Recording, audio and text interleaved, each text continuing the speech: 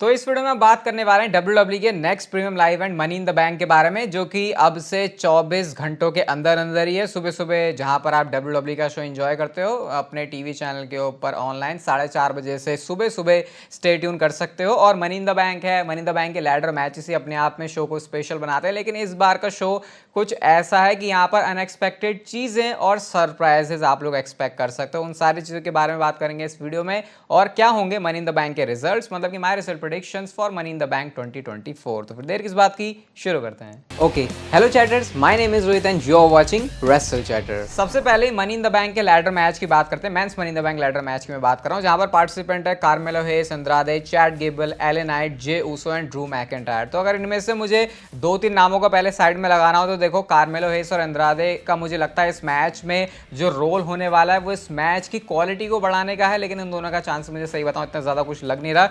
Chad Gable वो superstar हैं जिसको WWE जैसे वो इस समय हॉट चल रहे हैं एक मौका दे सकती है, लेकिन क्योंकि वाइट 6 वाला एंगल है तो शायद ऐसा हो सकता है कि वो ये वाला मैच जो है वो ना जीत पाए। इसके बाद जो मेरे पास नाम आता है अगला, वो एले नाइट का है। देखो लास्ट ईयर आपको पता है, आज इवन स्मैकडाउन के प्रोमो में भी बोला खुद एले नाइट ने कि कैसे उनको लेके सब लोग फेवरेट बोल रहे थे, लेकिन इस बार वो कारनामा करके दिखाएंगे। बट मैं सही बताऊं, इस पॉइंट मुझे ऐसा लग रहा है ये हो सकता है बड़ी वियर्ड स्टेटमेंट भी हो मेरी तरफ से, लेकिन एले नाइट का जीतना शायद उतना ज्यादा जरूरी नहीं है और उनको इतना ज्यादा बेनिफिट ना करे, क्योंकि लोगन पॉल के साथ उनकी ऑलरेडी फ्यूड है यूएस चैंपियनशिप के लिए। तो एक चैंपियनशिप प्रोग्राम में इन्वॉल्व उनको होना ही है और फिर जाके शायद वो चैंपियनशिप जीत भी सकते हैं। तो ऐसे में उनसे बेटर कुछ और नाम भी हैं, और अगर मैं वो दोनों नाम एक साथ लूं तो पहला नाम है जे ऊसो और दूसरा नाम है ड्रू मैकिंटायर। जे ऊसो के लिए अगर इस मैच में सबसे बड़ी कोई प्रॉब्लम हो सकते हैं तो वो है ब्लड लाइन के मेंबर्स, क्योंकि आपको पता है जो ब्लड लाइन के लोग हैं ये जे ऊसो के लिए आके पूरे मैच में जो काम है उसको खराब कर सकते हैं। और अगर जे ऊसो ये लैडर मैच नहीं जीत रहे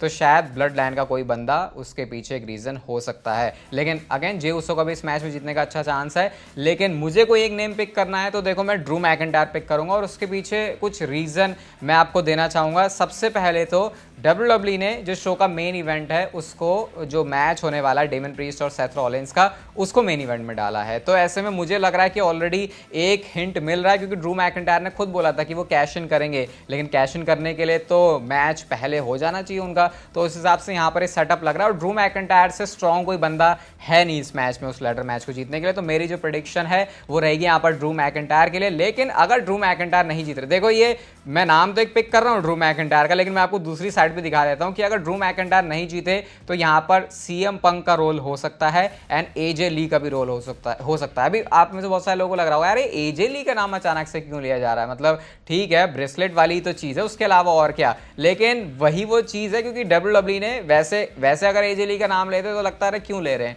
लेकिन क्योंकि अभी वो फैमिली वाली चीज को टीज कर दिया गया है तो ऐसा हो सकता है कि सीएम पंक अवेलेबल ना हो लेकिन एजे ली अपने पति के लिए आ जाए। और उनका प्रोफेशनल रेसलिंग से तो पूरा बैकग्राउंड है, इवन WWE में पहले भी वो थी, तो इस हिसाब से फिर उनका सेंस बनेगा। लेकिन अभी कैश इन को लेके और क्या चीज़ हो सकती है उसको थोड़ी देर में डिस्कस करेंगे। इसके बाद जो अगला मैच है, मतलब ये किसी ऑर्डर में नहीं है, blood line versus Randy Orton, Kevin Owens and Cody Rhodes. और ऐसा लग रहा है ब्लड लाइन में वहां पर solo Sikoa, टामा tonga and Jacob फाटू होने वाले हैं, रिप्रेजेंट करेंगे। अब देखो मुझे कहीं से भी नहीं लगता इस मैच में कि ब्लड लाइन हारने वाली है, सिर्फ वो एक रीजन हो सकता है। लेकिन उससे पहले मैं दूसरी चीजों के ऊपर आता हूं, जैसे रैंडी ओर्टन का हील टर्न बहुत सारे लोग एक्सपेक्ट कर रहे हैं। अब ऐसा लग रहा है कि सोलो सिकोवा कोडी रोड्स को चैंपियनशिप के लिए चैलेंज करेंगे, लेकिन क्या पता प्लान्स वैसे ना जाए। तो अगर रैंडी ओर्टन जो इतने टाइम से कोडी रोड्स की चैंपियनशिप को देख रहे हैं, ऐसा हो सकता है वही टर्न कर लें, इसकी वजह से वैसी टीम में भसड़ हो जाए और ब्लड लाइन के लिए मैच और आसान हो जाए।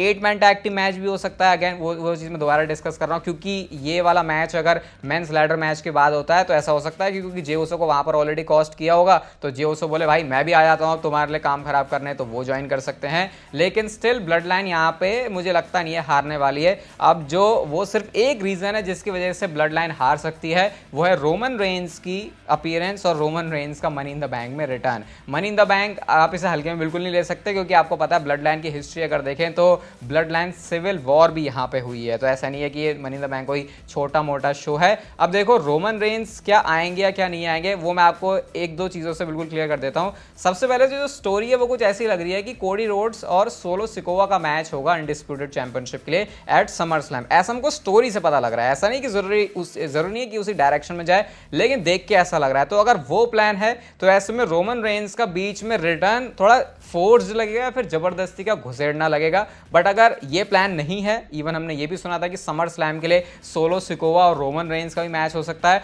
तो फिर यहां पे जो है रोमन रेंस के आने का चांस बन रहा है। और देखो ये रोमन रेंस का रिटर्न करना ना करना बहुत ही बोल्ड बात रहने वाली है। मुझे लगता है किसी एक डेट पर हम उठा के ऐसे कह सकते हैं, आप किसी भी डेट पर वो चीज़ डब्ल्यूडब्ल्यूई कर सकती है। और स्पेशली ट्रिपल एच के टाइम में जब हमको लगता है कि ये बहुत ऑब्वियस है, ऐसे ही होगा, ट्रिपल एच पता नहीं कौन सा दूसरा रास्ता निकाल के लेके आते हैं। तो मुझे लगता है ज़्यादा से ज़्यादा जो है मैं रोमन रेंस के बारे में आपको बता सकता हूँ। बट अगर मनी इन द बैंक में आ रहा है तो ऑब्वियसली फिर सोलो सिकोवा की जो खैर है, मतलब वो तो फिर तो गए काम से। बट मैं टू बी ऑनेस्ट सारे एंगल को देखो तो मुझे चांस कम लग रहा है। वैसे मुझे बहुत मौकों पर लगा है चीज़ों का कम चांस, लेकिन डब्ल्यूडब्ल्यूई स्पेशली ट्रिपल एच उस चीज़ को पुल ऑफ कर देते हैं। तो फिर इस हिसाब से सारी चीज़ें मुझे लगता है मैंने रोमन रेंस के रिटर्न को लेकर आपको क्लियर कर दूंगी जो मुझे लगती है। बाकी आप अपने जो प्रेडिक्शन है टेक है वो कमेंट्स में बता सकते हो।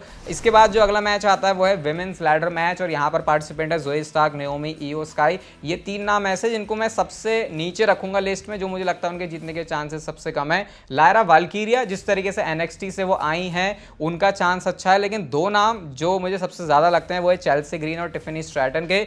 चेल्सी ग्रीन के ऊपर यार देखो मेरे को लगता है कि मैं सैक्रिफाइस कर दूंगा टिफनी स्ट्रैटन का विमेंस लैडर मैच को जीत के miss money in the bank बनना। मैं चेल्सी ग्रीन को शायद ज़्यादा देखना चाहूँगा क्योंकि उनका कैरेक्टर ही कुछ उस टाइप का है जो अगर ब्रीफकेस उनके पास आ गया पता नहीं वो कितना एंटरटेनिंग स्टफ जो है टेलीविजन पे दिखा सकती हैं टिफनी का। लेकिन मुझे ज़्यादा ऐसा डिजर्विंग सा लग रहा है और मुझे लगता है डब्ल्यूडब्ल्यूई शायद उस तरफ ही ज़्यादा लीन करेगी। तो प्रेडिक्शन है मेरी यहाँ पर टिफनी स्ट्रैटन के लिए, लेकिन अगर चेल्सी ग्रीन भी जीत गई तो वो शायद एक अच्छा डिसीजन होगा डब्ल्यूडब्ल्यूई का। इसके बाद अगला मैच है शो पर इंटरकॉन्टिनेंटल चैंपियनशिप के लिए Sami Zayn versus Bron Breakker के बीच में। अब ये मैच में कोई भी एक विनर पिक कर पाना किसी के लिए बिल्कुल भी आसान नहीं है, क्योंकि जैसा मैंने इससे पहले भी अपनी वॉइस ऑफ रेसलिंग की वीडियो में डिस्कस किया था, वो आपने देखी होगी। बट अगर मैं यहाँ पे एक नाम बोलूँ तो शायद हो सकता है मैं गलत होने वाला हूँ मनी इन द बैंक की प्रेडिक्शन में। और प्रेडिक्शन वैसे भी इसलिए नहीं करता मैं कि मैं सही हूँ, वो शो से पहले मजा आता है। मतलब अभी आप इस वीडियो को देखने के बाद एक अलग एक्साइटमेंट भी फील करोगे शो के लिए, और इसलिए मैं बिल्कुल इसको लास्ट में बनाता हूँ कि सारे शो खत्म हो जाए तब उसके बाद अच्छे से बात करें।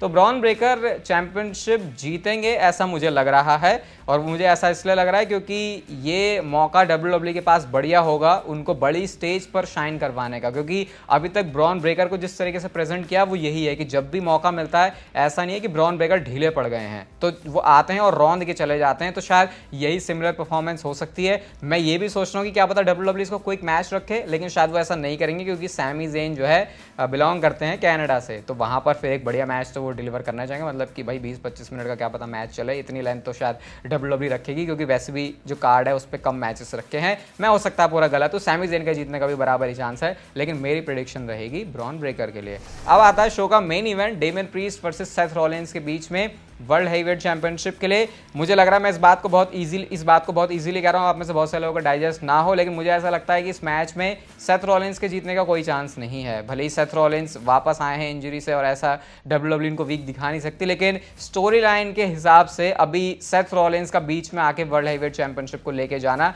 मुझे उतना सेंस बनाता हुआ दिखाई नहीं रहा। तो डेमियन प्रीस्ट इस मैच को जीतने वाले हैं, लेकिन इस मैच की कहानी यहीं पर नहीं है। अब क्योंकि मैंने प्रेडिक्शन करी है ड्रू मैकिंटायर की, तो इस पॉइंट पे मैं अज्यूम कर रहा हूँ कि ड्रू मैकिंटायर के पास है मनी इन द बैंक का ब्रीफ केस। अब मैं आपको दोनों सिनेरियो दिखाता हूं। देखो इस पे मैं प्रेडिक्शन नहीं कर सकता भाई बिल्कुल, क्योंकि ये प्रेडिक्शन के अंदर भी प्रेडिक्शन है कि एक तो पहले ड्रू मैकिंटायर की प्रेडिक्शन और वो सही है या नहीं वो भी नहीं पता, लेकिन उसके बाद एक और prediction.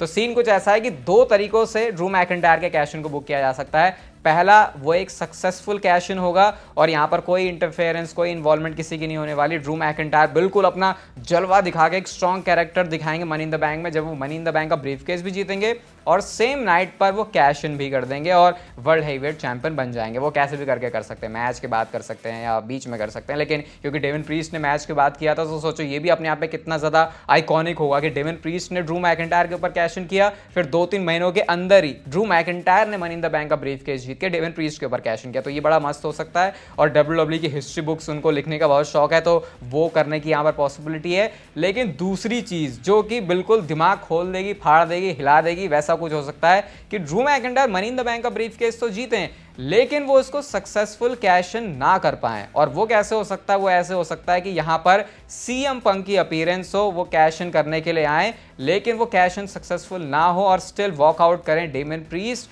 World heavyweight champion money in the bank से, और ड्रू मैकिंटायर के हाथ में फिर से कुछ नहीं आया। तो इमेजिन करो ड्रू मैकिंटायर के उस कैरेक्टर को कि एक बार फिर से सीएम पंक की वजह से उसकी जो पार्टी है वो खराब हो गई है, वो ब्रीफकेस तो जीता लेकिन फिर से उसके पास जो उसके पास चैंपियनशिप है वो नहीं आ पाई। तो सोचो, जो ऑलरेडी इतनी इंटेंस फ्यूड है ड्रू मैकिंटायर और सीएम पंक की, वो किस लेवल पर जा सकती है। और दूसरा तरीका कि क्योंकि सीएम पंक को अभी बहुत बुरी तरीके से तोड़ा है, तो हो सकता है टेलीविजन में आने के लिए डब्ल्यूडब्ल्यूई उनको भी थोड़ा सा टाइम दे, और उस टाइम पर जैसे मैंने बोला मनी इन द बैंक के लैडर मैच में इजीली आ सकती हैं, क्या पता वो यहां पर आकर कॉस्ट करे। और अगेन ये कोई हवा में बात नहीं बोली जा रही, क्योंकि स्टोरी लाइन में फैमिली चीज को ऑलरेडी टीज कर दिया गया है, एजे ली इतनी बार बोल दिया गया है। तो यहां पर ऐसा हो सकता है कि एजे ली वो बंदी बने जो ड्रू मैकिंटायर को कॉस्ट करवाएं। तो अब सोचो ड्रू मैकिंटायर क्या बोलेंगे कि सीएम पंक तो नहीं है, लेकिन अपनी बीवी को भेज के उसने जो है मेरा काम खराब कर दिया। और इस पर कितनी ज्यादा मतलब ये स्टोरी लाइन ही अपने आप में कितनी इंटरेस्टिंग हो सकती है कि उसमें मनी इन द बैंक का ब्रीफकेस भी